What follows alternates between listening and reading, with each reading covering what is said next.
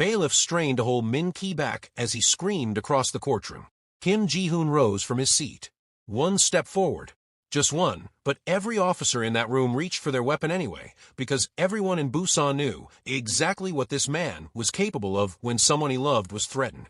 30 years of fear had been built on moments just like this one. Then a single voice cut through the chaos. "No, father." The entire courtroom froze. Slowly, deliberately, Ji Hoon lowered his fists. One sentence from one woman stopped the most feared man in Busan. No rival syndicate had ever managed that. Neither had a police raid or a government task force or 3 decades of quiet threats from every direction. So how did she? If you want to find out, stick around because this story earns every second of it. Hit subscribe now. You're going to want to see where this channel takes you next. To understand why Ji Hoon obeyed that sentence, you have to go back 15 years, to a winter so cold it would have killed most 9-year-olds within a week. Busan Harbor, 2011. Long before Nyla Kim had a last name that meant anything, she was just a girl surviving inside a maze of rusted shipping containers, scavenging whatever the harbor threw away. Nobody official ever checked those rows. And that meant nobody official could take her away either. Her brother had died the winter before. Froze to death 2 rows over, while the city that owned this harbor pretended undocumented kids like them didn't exist. She'd buried the only family she had left. And she'd made herself a promise that night. She was not going to be the second grave nobody came looking for. So when she found a man bleeding out inside an empty container on a routine scavenging run, she didn't scream. She didn't run for help that wasn't coming. She tore strips off her own coat and pressed them against the worst of the bleeding, doing exactly what the older dock workers had shown her without ever meaning to teach her how to save a life. The man was Ji Hoon, one of the most feared men in the entire city. And he had absolutely no idea that the person keeping him alive was a 9-year-old orphan who hadn't eaten a proper meal in 3 days. His men found them both an hour later. Guns first, questions second, until they realized their boss was breathing because of the kid kneeling next to him. One of the enforcers, more relieved than smart, pulled a fat stack of cash out of a briefcase and held it out to her like that would settle things. Nyla didn't even look at it. "If I stay here," she said, "I'll die within a year." The men went quiet. "Take me with you. I'll keep you alive for 10. There was a beat where nobody knew whether to laugh or call for backup. Nobody negotiated with Ji Hoon. Nobody survived trying. He looked at her for a long moment, really looked, the way you look at something that doesn't fit any category you've got. Then, for the first time that whole bloody night, he almost smiled. 10 years, he said. "At least," she said. He accepted the deal. Best business decision he ever made, though it would take him another decade to fully understand why. Over the weeks that followed, Nyla learned exactly what she'd stepped into. This wasn't a gang. It functioned like a government nobody voted for, and everybody obeyed. Captains ran terminals like small nations. Coded radio chatter moved through the docks all night. Customs officers took envelopes without ever making eye contact, the way people do when they've decided not to remember your face. The harbor had a saying, whispered half like a prayer and half like a warning. Politicians govern Busan.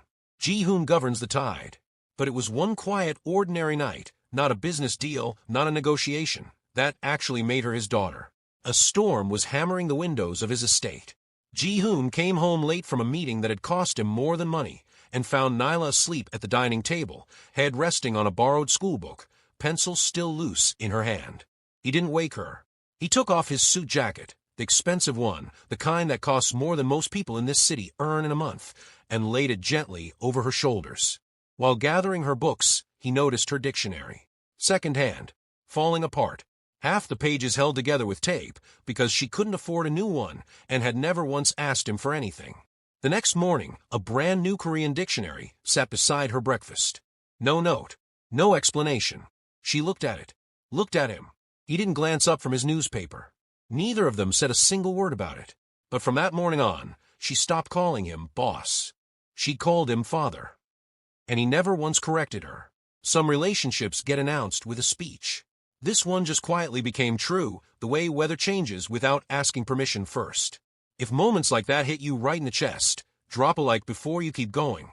It helps this story reach more people who need a good cry today. Here's a secret almost nobody inside the syndicate ever learned. A biracial daughter raised completely outside every rule of a deeply traditional, deeply patriarchal organization, would have been treated as a liability the moment anyone found out she existed. So Ji Hoon kept her hidden. Hidden wasn't the same as powerless, it just meant nobody got to see where the power actually came from. By day, invisible. By night, she was the entire reason her father hadn't lost a legal fight in 3 years. She wrote the briefs. She found the loopholes his million-dollar legal team took credit for in boardrooms she was never allowed to enter. One afternoon, his senior lawyers spent 3 full days preparing a defense strategy worth more money than most of them would see in a decade. They walked Ji Hoon through it with the total confidence of men who'd never once been told no. A single folded piece of paper slid under the conference room door. Every head in the room turned. Ji Hoon opened it, read it in silence, then picked up the lawyer's entire binder, 3 days of work, and dropped it straight into the trash. "We're using hers," he said. One of the senior partners, more confident than wise, made the mistake of pushing back. "Sir, we haven't even met her." "You've been losing to her for 2 years, Ji Hoon said. Nobody argued after that. An architect none of them had ever laid eyes on had just outperformed an entire legal team without setting foot in the building. But paper doesn't stop everything. Not always in time. One night at Terminal 4, a dock war was 1 order away from becoming a massacre. Haedong soldiers lined up across from soldiers from the Biko family, a rival syndicate out of Incheon, circling Busan's harbor like they could smell weakness in the water. Ji Hoon's jaw tightened. "Paint the docks red," he said. Before that order could travel a single step down the line, a 14-year-old girl walked directly into the space between 2 armies, carrying nothing but a legal folder. "Iron brakes," she said. Nobody stopped her. Nobody quite believed what they were watching. Laws don't. She reached the middle ground between both front lines and just stood there, small and completely unafraid. "You can kill 1 enemy tonight, father. Or you can build a system that defeats 10,000 of them tomorrow. They're expecting your fists. They will never expect your paperwork." Rain hit steel. Nobody breathed. Ji Hoon lowered his hand. For the first time in Haedong's entire history, violence lost a strategy, not because anyone forced the outcome, but because every soldier standing there just watched it happen in real time. Not everyone was convinced, though. Kong Dae-sung, Ji Hoon's oldest friend and the closest thing the organization had to an operations chief, crossed his arms and didn't hide his skepticism. "The harbor doesn't respect paperwork," he told her flatly. She didn't argue. She was 14 years old and had already figured out something most adults never do: being right is a lot more persuasive than being loud. She just kept winning. But somewhere in that silence, a line had been drawn between the old Haedong and whatever Nyla was quietly building to replace it. Dae-sung wasn't wrong that fear had built this empire. He was about to find out, over the next decade, that fear wasn't the only thing capable of holding it together. At 19, Nyla left for London. Officially to study law. Unofficially to build something that couldn't be rushed, threatened, or shot at, a trap with no visible trigger, because this one wasn't made of steel. It was made of time. Before she left, Ji Hoon handed her the same worn canvas folder she'd been carrying since the night he found her. "Bring it back when you're finished," he said. "I will," she told him. Neither of them knew yet how long finished was going to take. For the next 5 years, Ji Hoon drove the same harbor road almost every day. The folder sat untouched on the passenger seat the whole time. The first year, snow gathered on the windshield. The folder stayed pristine, untouched, waiting. By the 3rd year, summer heat shimmered off the road, and Councilman Han Min-ki's campaign banners had gone up along that same stretch of harbor. Dust had started collecting on the folder's edges. 2 years after that, gray dawn light and rain on the glass. The folder's corners had worn soft from time nobody was using it for. His hair had gone from mostly black to mostly gray. He never touched it. He just kept driving, like the road itself was a promise he intended to keep. That same year 3, Min-ki won his election in a landslide. Busan hung his face on banners across that harbor road, the reformer, the people's councilman, the man who was going to clean up the docks. Nobody watching him wave to cameras had any idea what he was quietly building underneath the smile. And for one unguarded second on every screen in the city, something flickered behind his campaign photo. A girl in a hospital bed. A wristband. Snow against a window. Gone before anyone could be sure they'd seen it. Here's what Ji Hoon didn't know yet. Maritime tax law required 4 unbroken years of documented fraud before the legal shields protecting a target would finally collapse. Nyla had that evidence by year 3. She waited 2 more years on purpose. She wasn't waiting for more proof. She was waiting for Min Ki's forged whistleblower report to survive one full election cycle, to become permanent, public record, before she made a single move. File too early, and he could quietly withdraw it. No consequences at all. So instead, she let him stand in front of cameras and authenticate his own lie for the entire country to see. The trap wasn't going to close on her schedule. It was going to close on his. Now, finally, here's what that flash in the courtroom actually meant. The little girl in the hospital bed was Min Ki's younger sister, Soo Jin. 25 years earlier, toxic runoff from one of Haedong's earliest and dirtiest operations poisoned the water she used to play in near the docks. She never recovered. The man with the bandaged hands outside her window was their father. He tried to expose what happened. Syndicate enforcers broke both his hands as a warning to stop asking questions. Min Ki never got over either of them. Over 2 decades, his grief quietly curdled into something else. A mission. He told himself that bringing down Ji Hoon would finally settle a debt that broke his family before he was even old enough to understand what family meant. He wasn't wrong that a debt existed. He was about to be very wrong about how it would get paid. Then, without warning, the trap sped up. One night, Min Ki's men raided Terminal 4. Fast, brutal, and precise, servers ripped out of racks, hard drives gone in under 10 minutes. Foreman Lee Sang-woo, one of Ji Hoon's most loyal men, followed the order Nyla had given months in advance. Don't retaliate. Let them take it.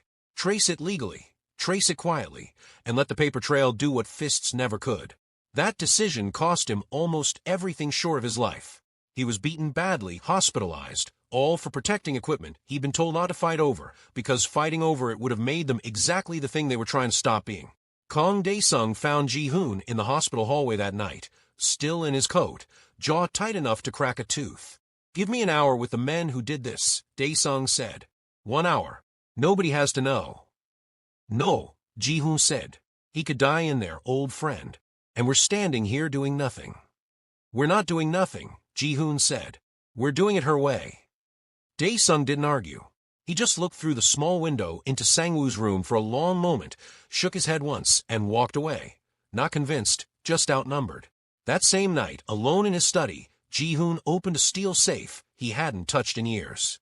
Inside sat the pistol he'd carried through every war this harbor ever fought. His hand hovered above it. He remembered with painful clarity every single problem that gun had ever solved, and how simple it always felt in the moment, and how complicated it always turned out to be the next morning. He closed the safe.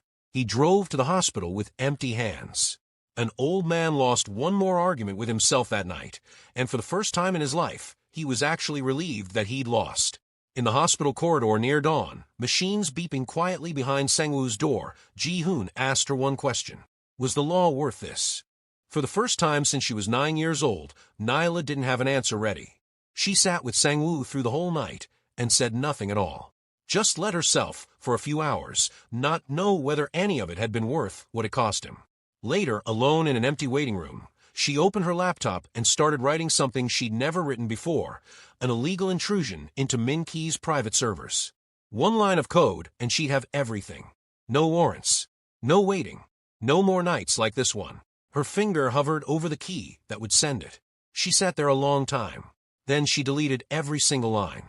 "If justice only works when I break it," she said quietly to no one, "then I haven't actually changed anything."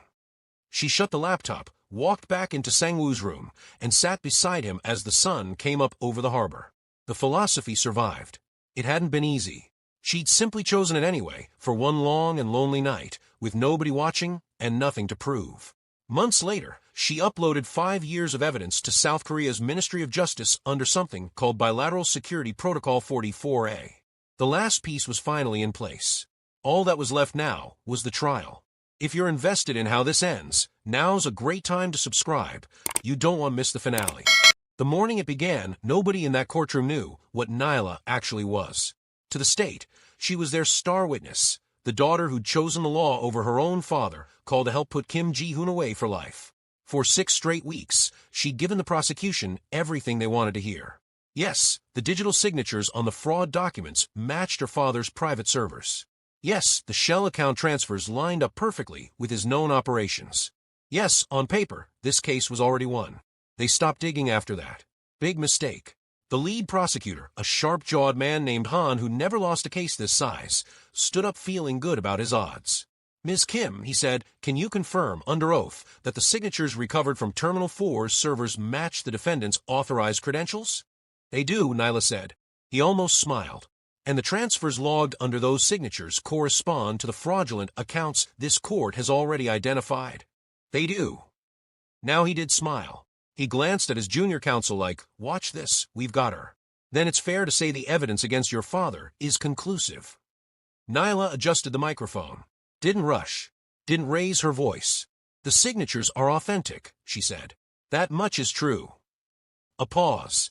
The kind that makes a room lean forward without meaning to. But a signature only tells you who approved a document.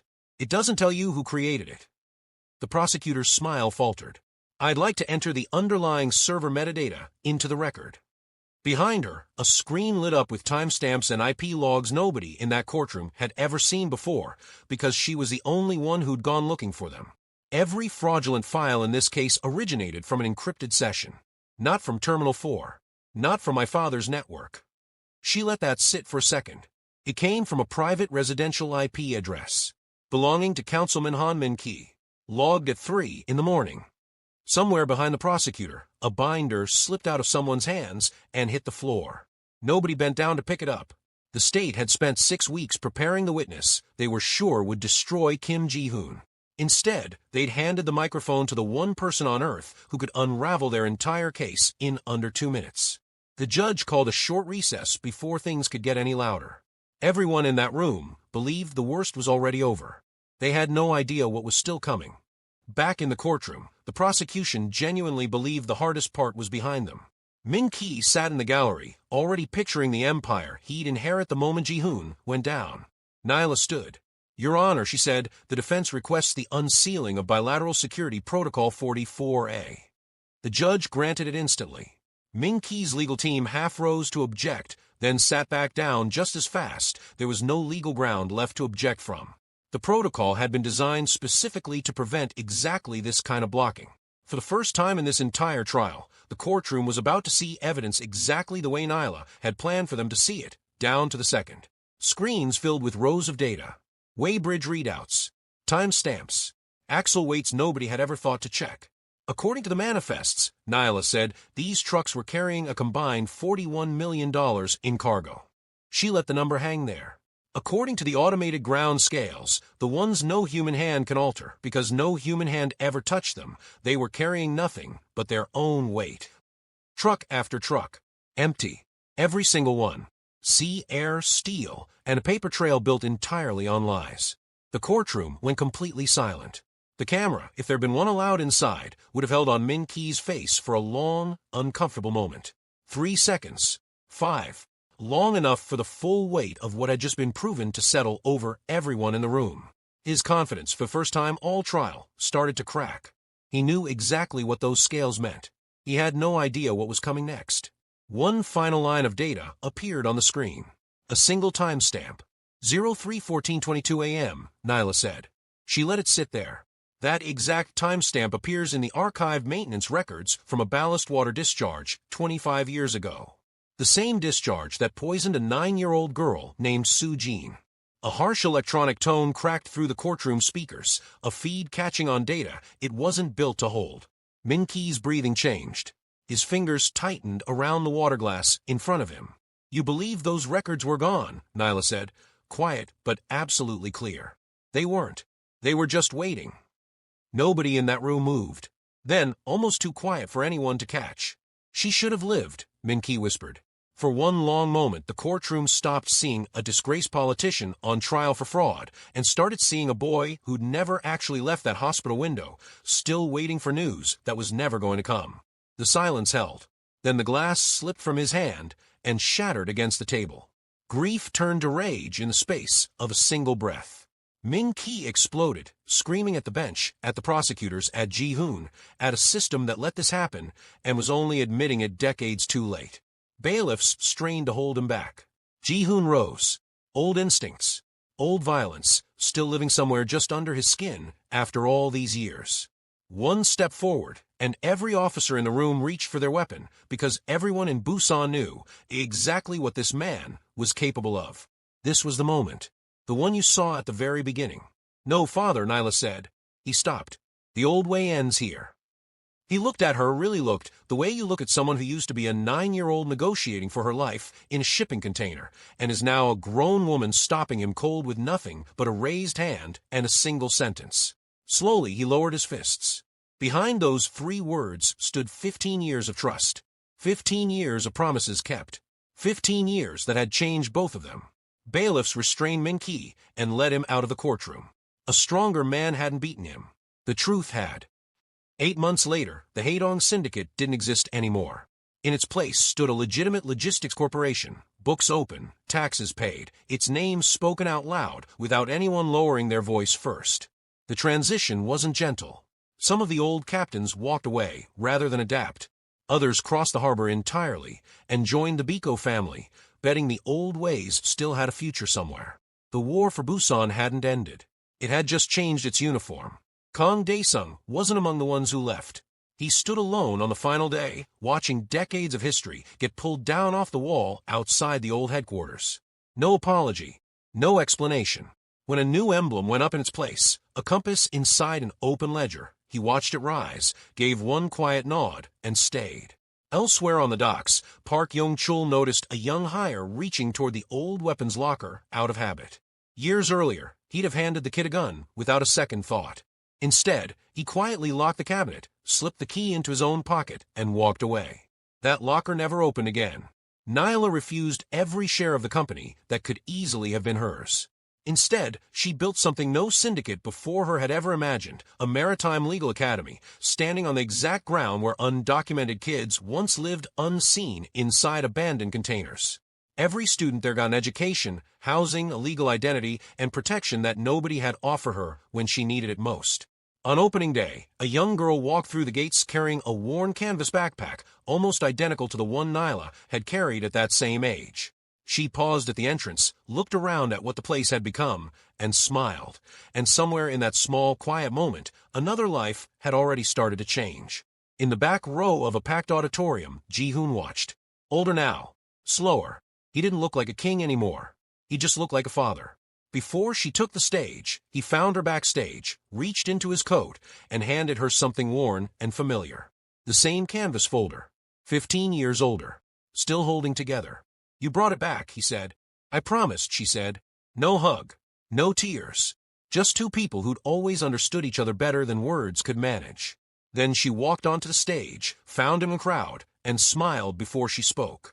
"You built an empire on what could be moved, father." She looked out at the students. Kids who'd never sleep inside a shipping container, never negotiate for their own survival at 9 years old, never have to disappear just to stay safe. "I built one on what could be proven." The crowd rose to their feet.